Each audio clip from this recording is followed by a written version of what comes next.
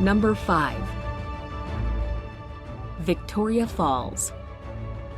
If you thought that Niagara Falls was large, well, Victoria Falls dwarfs it with its colossal curtain of water that stretches for 1,708 meters, reaching 108 meters in height.